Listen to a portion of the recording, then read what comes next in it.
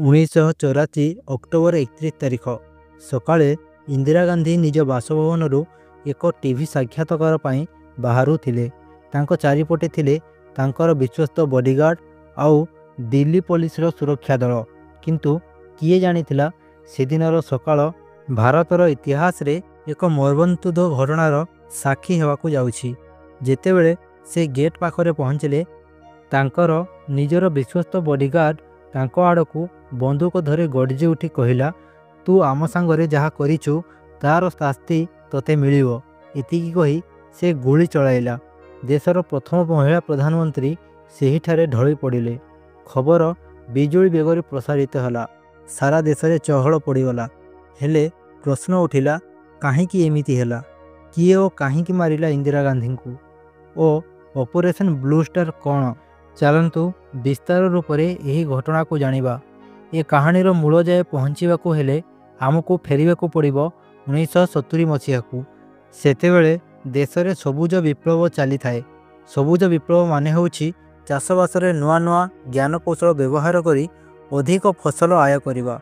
ଏଥିରେ ଭଲ କିସମର ବିହନ, ରାସାୟନିକ ସାର, କୀଟନାଶକ ଔଷଧ ଏବଂ ଜଳସେଚନର ବ୍ୟବସ୍ଥା କରାଯାଉଥିଲା, ଯାହାଫଳରେ ପଞ୍ଜାବରେ ଫସଲ ଉତ୍ପାଦନ ବଢ଼ୁଥାଏ। ହେଲେ ଫସଲ ବଢ଼ିବା ସାଙ୍ଗେ ସାଙ୍ଗେ ସାର, କୀଟନାଶକ ଔଷଧର ଦାମ ଆକାଶ ଛୁଇଁଲା, ଯାହାଫଳରେ ଚାଷୀମାନଙ୍କ ଆୟ କମିବାକୁ ଲାଗିଲା ଓ ସେମାନେ ଗରିବ ହେବାକୁ ଲାଗିଲେ। ଅନ୍ୟପକ୍ଷରେ ବଡ଼ ବଡ଼ ଦୋକାନୀ, ଠିକାଦାର ଏବଂ ବ୍ୟବସାୟୀମାନେ ମନ ଇଚ୍ଛା ସବୁ ଚାଷୀ ଜିନିଷର ଦାମ ବଢ଼ାଇ ଧନୀ ହେବାକୁ ଲାଗିଲେ। ଏହି ଅସନ୍ତୋଷର ନିଆଁରେ ପଞ୍ଜାବରେ ଅନେକ ଲୋକ ଏହାର ବିରୋଧରେ ଆନ୍ଦୋଳନ ପାଇଁ ରାସ୍ତାକୁ ଓହ୍ଲାଇଲେ। 1975ରେ ଇନ୍ଦିରା ଗାନ୍ଧୀ ଏସବୁକୁ ଦବାଇବା ପାଇଁ ଦେଶରେ ଜରୁରୀକାଳୀନ ପରିସ୍ଥିତି ଘୋଷଣା କଲେ। ଅନେକ ଛାତ୍ର, ଆନ୍ଦୋଳନକାରୀ ଓ ସାମ୍ବାଦିକଙ୍କୁ ଜେଲରେ ପୂରେଇଲେ। ଠିକ୍ ସେହି ସମୟରେ ପଞ୍ଜାବରେ ଶିଖମାନେ ନିଜର ଅଲଗା ଦେଶ ଖାଲିସ୍ତାନ ପାଇଁ ଦାବି କରିବାକୁ ଲାଗିଲେ। ଜରୁରୀକାଳୀନ ପରିସ୍ଥିତି ପରେ ପଞ୍ଜାବର ଅଧିକାଂଶ ଲୋକ ଇନ୍ଦିରା ଗାନ୍ଧୀଙ୍କୁ ଶତ୍ରୁ ଭାବରେ ଦେଖିବାକୁ ଲାଗିଲେ। ଯେଉଁ ନେତାମାନେ ପଞ୍ଜାବକୁ ଅଲଗା ଦେଶ ବନାଇବା ପାଇଁ ଦାବି କରୁଥିଲେ, ସେମାନେ ଏହି ସୁବର୍ଣ୍ଣ ସୁଯୋଗକୁ ହାତଛଡ଼ା କଲେ ନାହିଁ। ତାଙ୍କ ମଧ୍ୟରୁ ଜଣେ ନେତା ସାମ୍ନାକୁ ଆସିଲେ, ଯାହାଙ୍କ ନାମ ଥିଲା ଜର୍ଣ୍ଣେଲ ସିଂ ଭିଣ୍ଡରାନୱାଲେ। ସେ ଆନନ୍ଦପୁର ସାହିବ ପ୍ରସ୍ତାବକୁ ସମର୍ଥନ କରୁଥିଲେ, ଯେଉଁଥିରେ ଚାଷୀ ଓ ଶିଖମାନଙ୍କ ପାଇଁ ଅନେକ ଦାବି ଥିଲା। ଧୀରେ ଧୀରେ ତାଙ୍କର ପ୍ରଭାବ ବଢ଼ିବାକୁ ଲାଗିଲା। ଦିନକୁ ଦିନ ଜର୍ଣ୍ଣେଲ ସିଂ ଲୋକମାନଙ୍କ ପାଇଁ ଭଗବାନ ପାଲଟିଗଲେ। ପଞ୍ଜାବରେ ଦୁଇଟି ସରକାର ଚାଲିବାକୁ ଲାଗିଲା। ଗୋଟିଏ ପଟେ କଂଗ୍ରେସ ସରକାର, ଯାହାର ମୁଖିଆ ଥିଲେ ଇନ୍ଦିରା ଗାନ୍ଧୀ। ଅନ୍ୟପଟେ ଜର୍ଣ୍ଣେଲ ସିଂଙ୍କର ଶାସନ, ଯେଉଁଠି ସେ ନିଜେ ରାଜା, ନିଜେ ପ୍ରଜା।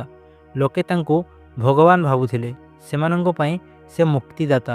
ହେଲେ ଭାରତ ସରକାର ତାଙ୍କୁ ଆତଙ୍କବାଦୀ ଘୋଷଣା କରିଥିଲେ। 1984ରେ ପୋଲିସକୁ ଗୁପ୍ତ ସୂଚନା ମିଳିଲା ଯେ ଜର୍ଣ୍ଣେଲ ସିଂ 200 ଜଣ ସଶସ୍ତ୍ର ଯୋଦ୍ଧାଙ୍କ ସହ ପବିତ୍ର ହରି ମନ୍ଦିର ସାହିବରେ ଆଶ୍ରୟ ନେଇଛନ୍ତି। ପୋଲିସ ବାରମ୍ବାର ଚେଷ୍ଟା କଲା ସେମାନଙ୍କୁ ବାହାର କରିବାକୁ, କିନ୍ତୁ ସଫଳ ହେଲାନି। ଇନ୍ଦିରା ଗାନ୍ଧୀ ଅନୁଭବ କଲେ ଯେ ପଞ୍ଜାବରେ ତାଙ୍କର ଶାସନ ଦୁର୍ବଳ ହେଉଛି। ଲୋକେ କହନ୍ତି ନିଜ କ୍ଷମତା ବଞ୍ଚାଇବାକୁ ସେ ଯେକୌଣସି ପନ୍ଥା ଆପଣାଇ ପାରନ୍ତି। ଆଉ ସେ ନେଲେ ତାଙ୍କ ଜୀବନର ସବୁଠୁ ଭୟଙ୍କର ନିଷ୍ପତ୍ତି। 1984 ଜୁନ 1 ତାରିଖ ହଜାର ହଜାର ଶିଖ, ହିନ୍ଦୁ ଏବଂ ଅନ୍ୟ ଧର୍ମର ଲୋକ ଅମୃତସରର ହରି ମନ୍ଦିର ସାହିବରେ ପୂଜା କରିବାକୁ ଆସିଥିଲେ। 3 ଜୁନରେ ଗୁରୁ ପର୍ବ ଥିବାରୁ ଅନେକ ଭକ୍ତ ଗୁରୁଦ୍ୱାରରେ ରହିଥିଲେ। ହଠାତ୍ ପ୍ରାର୍ଥନା ସମୟରେ ଭକ୍ତମାନଙ୍କୁ ଲାଗିଲା ଯେମିତି ପାଖ ମାଟି ଥରୁଛି। 10,000 ଭାରତୀୟ ସୈନ୍ୟବାହିନୀ ମନ୍ଦିରକୁ ଘେରି ଯାଇଥିଲେ। ହରି ମନ୍ଦିର ସାହିବରେ କର୍ଫ୍ୟୁ ଲାଗିଗଲା। କେହି ଭିତରକୁ ଯାଇପାରୁନଥିଲେ କି ଭିତରୁ ବାହାରକୁ ଆସିପାରୁନଥିଲେ।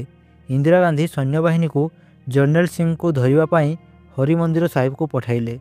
ସେନା ଆକ୍ରମଣ କରିବାରୁ ଜର୍ଣ୍ଣେଲ ସିଂଙ୍କ ଯୋଦ୍ଧାମାନେ ଗୋଳାବାରୁଦ ଏବଂ ଚୀନ ନିର୍ମିତ ଅସ୍ତ୍ରଶସ୍ତ୍ରରେ ଜବାବ ଦେଲେ।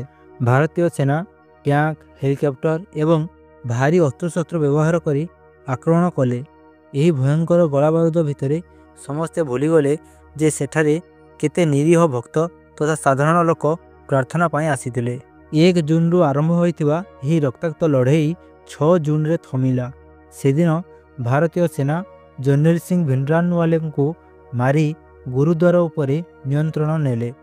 10 ଜୁନରେ ଲଢ଼େଇ ସମ୍ପୂର୍ଣ୍ଣ ଶେଷ ହେଲା। କିଛି ଯୋଦ୍ଧା ପଳାଇଗଲେ, ବାକିଙ୍କୁ ମାରି ଦିଆଗଲା।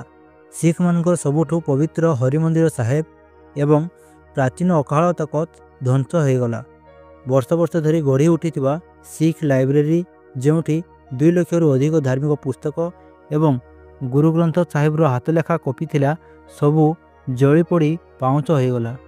ଏହି ରକ୍ତପାତରେ ପ୍ରାୟ 700 ଯବାନ, 200 ଯୋଦ୍ଧା ଏବଂ 5000 ନିରୀହ ଲୋକ, ମା ଭଉଣୀ, ଛୋଟ ପିଲା ଓ ବୁଢ଼ାବୁଢ଼ୀ ସମସ୍ତେ ପ୍ରାଣ ହରାଇଲେ। ଏହି ମର୍ମନ୍ତୁଦ ଅଭିଯାନର ନାଁ ଦିଆଗଲା ଅପରେସନ୍ ବ୍ଲୁ ଷ୍ଟାର। ଏହାପରେ ଶିଖମାନଙ୍କ ମନରେ ଦୃଢ଼ ବିଶ୍ୱାସ ଜନ୍ମିଲା ଯେ ଇନ୍ଦିରା ଗାନ୍ଧୀ ଓ ସରକାର ଶିଖମାନଙ୍କର ଶତ୍ରୁ। ଏ ଖବର ବାହାରକୁ ନ ଯିବା ପାଇଁ ପଞ୍ଜାବରେ କର୍ଫ୍ୟୁ ଲଗାଗଲା। ବହୁତ କମ୍ ମିଡ଼ିଆ ଚ୍ୟାନେଲ ଏହାକୁ ରିପୋର୍ଟ କଲେ। ଏମିତି ଭାବରେ ଏ ଭୟାନକ ଘଟଣାକୁ ଦୁନିଆରୁ ଦବାଇ ଦିଆଗଲା। ଏହାସହ ଇନ୍ଦିରା ଗାନ୍ଧୀଙ୍କ ସୁରକ୍ଷା ବ୍ୟବସ୍ଥା ଆହୁରି କଡ଼ାକଡ଼ି କରାଗଲା। ସଫଦରଜଙ୍ଗ ରୋଡ଼ରେ ଥିବା ତାଙ୍କ ଘରେ ଅଧିକ ଯାଞ୍ଚ ପଏଣ୍ଟ ବସାଗଲା। ବୁଲେଟ୍ ପ୍ରୁଫ୍ ଜ୍ୟାକେଟ୍ ନ ପିନ୍ଧି ସେ ଘରୁ ବାହାରୁ ନଥିଲେ। ତାଙ୍କ ନିଜ ସୁରକ୍ଷା ଦଳରୁ ସମସ୍ତ ଶିଖ ବଡ଼ିଗାର୍ଡଙ୍କୁ ବାହାର କରିଦିଆଗଲା। କିନ୍ତୁ ଇନ୍ଦିରା ଗାନ୍ଧୀ ଭାବିଲେ ଯେ ସବୁ ଶିଖ ସୁରକ୍ଷାକର୍ମୀଙ୍କୁ ହଟେଇଲେ ତାଙ୍କ ଇମେଜ୍ ଖରାପ ହେବ। ତେଣୁ ସେ କିଛି ଶିଖଙ୍କୁ ନିଜର ସୁରକ୍ଷା ଦଳରେ ରଖିବାକୁ ନିଷ୍ପତ୍ତି ନେଲେ। ସେମାନଙ୍କ ଭିତରେ ଥିଲେ ବେଅନ୍ତ ସିଂ, ଯେ ଥିଲେ ଇନ୍ଦିରାଙ୍କର ସବୁଠୁ ବିଶ୍ୱସ୍ତ ବଡ଼ିଗାର୍ଡ। ହେଲେ ବ୍ଲୁ ଷ୍ଟାର ପରେ ବେଅନ୍ତଙ୍କ ମନରେ ପ୍ରତିଶୋଧର ନିଆଁ ଜଳି ଉଠିଲା। ଗୁରୁଦ୍ୱାରରେ ହୋଇଥିବା ଧ୍ୱଂସଲୀଳା ଦେଖି ତାଙ୍କ ଆଖିରେ ଲୁହ ଆଉ ମନରେ ଜ୍ୱାଳା ଭରିଗଲା। ବେଅନ୍ତ ପ୍ରଥମେ ନିଜ ସାଥୀ ବଡ଼ିଗାର୍ଡ ସତୱନ୍ତ ସିଂଙ୍କୁ ନିଜ ସାଥିରେ ମିଶାଇଲେ। ସତୱନ୍ତ ମଧ୍ୟ ଇନ୍ଦିରା ଗାନ୍ଧୀଙ୍କ ସୁରକ୍ଷା ଦଳରେ ଥିଲେ। ଦୁହେଁ ମିଶି ମାସ ମାସ ଧରି ଇନ୍ଦିରା ଗାନ୍ଧୀଙ୍କୁ ମାରିବାର ଯୋଜନା କଲେ। ଦୁହେଁ ଅମୃତସରରେ ରହୁଥିବା ନିଜ ନିଜ ପରିବାରକୁ ଶେଷ ଥର ପାଇଁ ଦେଖା କରିବାକୁ ଗଲେ। ସେମାନେ କହିଲେ ଯେ ସେମାନେ ଏକ ବଡ଼ କାମରେ ଯାଉଛନ୍ତି, ଯେଉଁଠୁ ଫେରିବେ କି ନାହିଁ ଜଣା ନାହିଁ। ବେଅନ୍ତ ସିଂଙ୍କର ସେତେବେଳେ ବାହାଘର ଠିକ୍ ହୋଇଥିଲା। ସେ ତାଙ୍କ ଭାବି ପତ୍ନୀକୁ କହିଲେ ଯେ ସେ ଅନ୍ୟ କାହା ସହ ବାହା ହୋଇଯାଆନ୍ତୁ। କାହିଁକି ଏମିତି କହୁଛନ୍ତି ତାହା ଶୀଘ୍ର ଜଣାପଡ଼ିବ।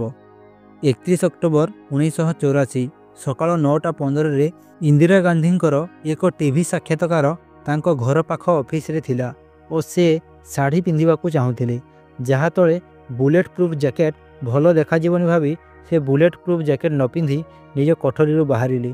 ବଗିଚା ଗେଟ୍ ପାଖରେ ସତୱନ୍ତ ସିଂ ଡ୍ୟୁଟିରେ ଥିଲେ। ଇନ୍ଦିରା ଗେଟ୍ ପାଖରେ ପହଞ୍ଚିବା ମାତ୍ରେ ତାଙ୍କର ବିଶ୍ୱସ୍ତ ବଡ଼ିଗାର୍ଡ ବେଅନ୍ତ ସିଂ ପଛରୁ ଆସି ତାଙ୍କ ଉପରକୁ 3ଟି ଗୁଳି ଚଳାଇଲେ। ଇନ୍ଦିରା ତଳେ ପଡ଼ିବା ଆଗରୁ ସାଥୀ ବଡ଼ିଗାର୍ଡ ସତୱନ୍ତ ସିଂ ନିଜ ମେସିନ ଗନ୍ରୁ ଲଗାତାର 30ଟି ଗୁଳି ଚଳାଇଲେ। ଗୁଳି ଚଳାଇ ସାରିବା ପରେ ଦୁହେଁ ନିଜ ନିଜ ଅସ୍ତ୍ର ତଳେ ପକାଇ ହାତ ଉପରକୁ ଉଠାଇ କହିଲେ, ଆମେ ଯାହା କରିବାକୁ ଆସିଥିଲୁ କରିଦେଲୁ, ଏବେ ଆପଣମାନେ ଯାହା କରିବାର କରନ୍ତୁ। ଅସ୍ତ୍ର ତଳେ ପକାଇବା ପରେ ବି ପୋଲିସ ବେଅନ୍ତଙ୍କୁ ସେଠାରେ ମାରିଦେଲା ଆଉ ସତୱନ୍ତଙ୍କୁ ଗିରଫ କରିନେଲା। ଇନ୍ଦିରା ଗାନ୍ଧୀଙ୍କ ହତ୍ୟାର ଖବର ଚାପି ରଖି ହେଲା ନାହିଁ, ବରଂ ପ୍ରତିଟି ଖବରକାଗଜ ଓ ଟିଭି ଚ୍ୟାନେଲରେ ଏପରି ଭାବରେ ଏହାକୁ ଦେଖାଗଲା ଯେ ସମସ୍ତ ଶିଖମାନଙ୍କୁ ଖଳନାୟକ ଭାବରେ ଚିତ୍ରଣ କରାଗଲା। ଏହି କାରଣରୁ 1984ରେ ଭାରତରେ ଶିଖ ବିରୋଧୀ ଦଙ୍ଗା ଆରମ୍ଭ ହେଲା। ବିଭିନ୍ନ ରାଜନୈତିକ ଦଳର କର୍ମୀମାନେ ସାରା ଭାରତରେ, ବିଶେଷ କରି ଦିଲ୍ଲୀରେ ଶିଖମାନଙ୍କୁ ଖୋଜି ଖୋଜି ନିର୍ଦ୍ଦୟ ଭାବେ ହତ୍ୟା କଲେ। ବଡ଼ ଦୁଃଖର କଥା ହେଲା, ଯେଉଁମାନେ ଏତେ ନିର୍ଦ୍ଦୟ ଭାବେ ନିରୀହ ଲୋକଙ୍କୁ ମାରିଲେ ସେମାନଙ୍କୁ କିଛି ହେଲାନି। ସେମାନେ ଆଜି ବି ଖୋଲାରେ ବୁଲୁଛନ୍ତି, ବରଂ କେତେକ ତ ରାଜନୀତିରେ ବଡ଼ ବଡ଼ ପଦରେ ପହଞ୍ଚିଗଲେ।